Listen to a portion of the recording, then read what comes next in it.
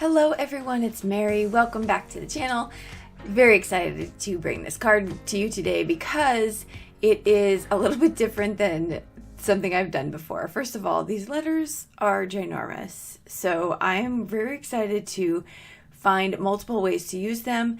Adia actually has a card coming and she's going to be a guest on the channel. It's my 13-year-old daughter, so you'll get to see another way she uses them, but I'm using the big bolds stamps, the outline and the insert. So I'm going to show you how that works. Now first, let me talk about this. This mat is from scrapbook.com. It's a grip mat. It's the 18 by 24 in black. I also have it in white. And I wanted to show you, I got it because I wanted to try it out, but right here I'm showing you my glass mat and how my paper is just kind of shifting around on it. And I was actually realized how useful this was when I was trying to do a project for certificates. So I was making certificates for something. And my paper just kept sliding all over the place as I was trying to line something up.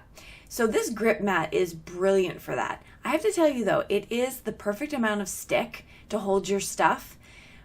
Even so, a little bit more than you think, because I dropped some foil onto it and like remnants of the foil kind of left behind. So it's pretty awesome. So it's silicone, can do lots on it. I'm going to show you throughout. All right, so I was jibber jabbering. Let's get into this card. First, I'm going to lay out my HBD because we're going to send or make a happy birthday card. And I'm going to outline it in black memento tuxedo black ink. You can use any ink for this.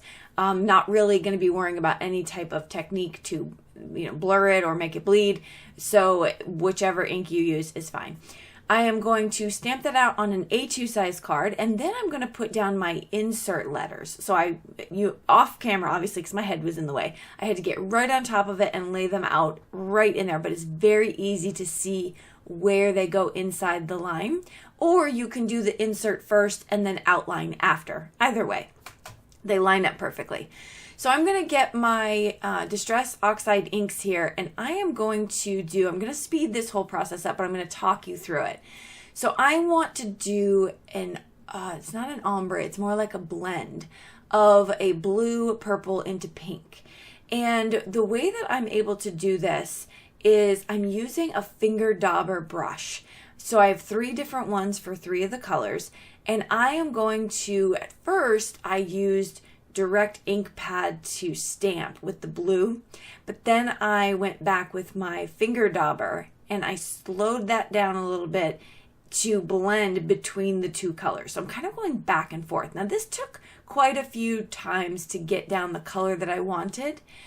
And even still, this is Distress Oxide ink, so it's not as good as, say, dye ink or pigment ink for stamping images, but I didn't care. I sort of wanted this not perfect, sort of like not abstract, but you know what I mean, just sort of a not perfect kind of blend. I just wanted something super fun, and I really love the way this came out. The more I worked it, I think in total I probably went over it 5 times, I think. And that was going back and forth and then deciding, do I want more color here, more color there, whatever the case is. And so I just continued this process, but the blending tool that I'm using are the bristles. It's not a foam tool. You can definitely use a foam tool, but I'm using the finger dauber with the bristles. And maybe the foam tool might have actually given me more solid coverage. I don't know. I'd have to experiment with that and try. And so here is the final look of my multicolored HBD. I love it. It's pretty much what I was going for. Okay, so now what I'm going to do is I'm going to fussy cut out these letters, because at this point I could have masked them, stamped out the outlines, cut it out in masking paper, which is exactly what Adia does in her video. Mask them and then cover it and then do some stamping in the background. That would have been cool. Or fussy cut them and just use them as balloons, which is going to be the final look of the card. So I love these letters also for fussy cutting. They're not difficult at all. Very straightforward kind of letters, but I did want to take out the inserts. And so I peeled back my grip mat to go back to my glass mat. And I love that part too. It doesn't take up any space. I just peel it off. And then I'm going to take my little tool here. This is my X-Acto knife that I'm using, and I am just going to turn the letter more so, less turn the tool. And as I'm turning the letter, it's giving me sort of an even turn in the cutting process. So that's a tip too. So I'm going to take my black marker here and I'm going to place it on the inside, and I'm just going to outline the outside. This is going to give it a more seamless look. It's going to cover up some of those imperfections. It's really hard to cut perfectly with an X-Acto knife, so that's another tip I wanted to share, is use your black markers. I used a Memento black ink marker. Now I have some backgrounds that I've already created, and so I'm going to kind of take a look at what I have. This makes the card making process a little bit faster too, because a lot of times I just make backgrounds, or I pick up ink from leftover ink and I make those backgrounds, but I have to use them or else they just sit. So I'm going through what I have off to the side, and you can see all these beautiful ink smushed backgrounds, some stencils, and I want it to coordinate with the colors that I've chosen. Now, I could definitely have pulled out a new stencil, done some ink splattering, all of that, but I decided, really, I'm trying to use up what's in my stash. And if you are team, you have too many backgrounds, let me know. I'm not alone. Now I'm going to place down my sentiment. Now, my HBD is not adhered to my card panel yet. I am just working out this process. Okay, hindsight. I wouldn't have put strings on my balloons. I just want to put out that disclaimer now. I wouldn't have done it, but I did it, and I'm going with it. However, I have a problem in my card making sometimes of just doing too much and just one more step. So keep that in mind as we go through this process. I am putting some double-sided adhesive to minimize the warping that I've got, because this was a watercolor cardstock piece. And so what I do is I cover it with the double-sided adhesive, and now I'm using my Misty to get perfect placement.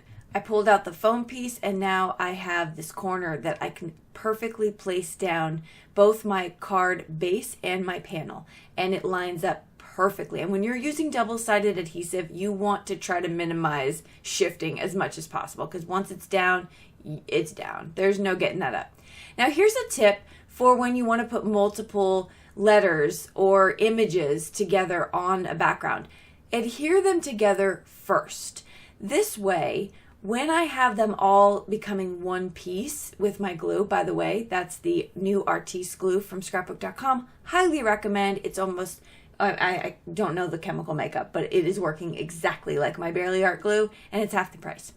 I do want to tell you though, real quick side note, is the pin that comes with the Artiste glue is not meant to keep it in there. It will rust your glue. So you need one of those pins that does not rust. I got mine from Joann Fabrics in the sewing section. So just keep that in mind, please, because you don't want to get your glue all rusty. All right, now you can see I've turned it over. It's one piece. I've put all my double-sided foam on it. I want this to pop up onto my card.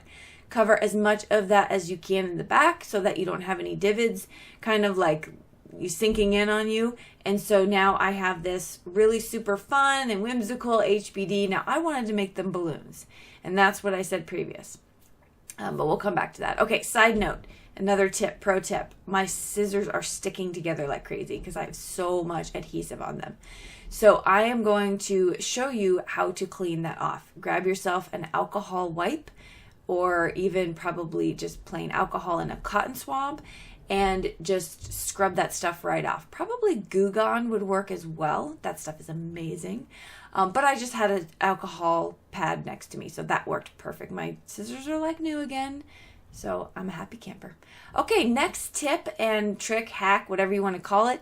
I'm going to be using Dollar Tree glitter nail polish, and I'm going to use a foam makeup sponge. And I'm going to place that onto my sponge so that the liquid sort of soaks into the sponge and the glitter is left. And I did this tip a few times recently. I did it during our live event a couple weeks ago, and I also did it in another live where I used glitter and glue and I mixed that together. It works just as well. But this was $1 from the Dollar Tree. So you know, there's that. It's probably the cheapest way. And I'm just putting glitter where I want to, right on the bottom of the HBD, almost like those confetti balloons. And now I'm going to add just a little bit more to the rest of my card. And I put it right down. See, this is where, again, Mary has the too much problem.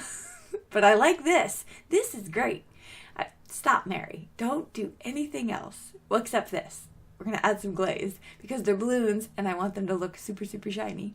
So you can either do this a couple ways. You can do a white gel pen and you can create some sort of reflective marks, or you can go all out and use the Nuvo glaze and make it actually look like shiny balloons. I cannot recommend Nuvo Crystal Glaze enough. It is my favorite in consistency when it comes to filling things with clear the clear glue or clear look glaze. The consistency is perfect. It comes out so easy. So highly recommend. All right. And then Mary wanted to add a bow to the bottom of this. Oh my gosh. So I've left this in here because this is the journey of a crafter. Okay. I got too excited. So I put that bow there and I was like, yeah, this will be cute. I think it would have been cute if I had more direction with my strings, if I had them all coming together into one place, but so I ripped it off. It's just not working. All right, so highly recommend don't put your balloon strings, or if you do, make them come together at the bottom, much cleaner. Or do this on a slimline card, and then you know they're coming together. Anyway, I love the card. The card's fun. It's cute. I love the shiny glaze on the balloons. You'll see that in the next picture. I hope you enjoyed this process with me. Get your stuff out, get to crafting, have some fun, and be creative. I will link below what I used in this video if you want to check it out closer. I will also link other places where we can connect on social media platforms. And if you want to be on my email list, click that link. Add your email. I send out all kinds of extra stuff that I don't necessarily post on YouTube, and it's a direct line for connection. I'll see you all in the comments down below and in the next video. Bye-bye.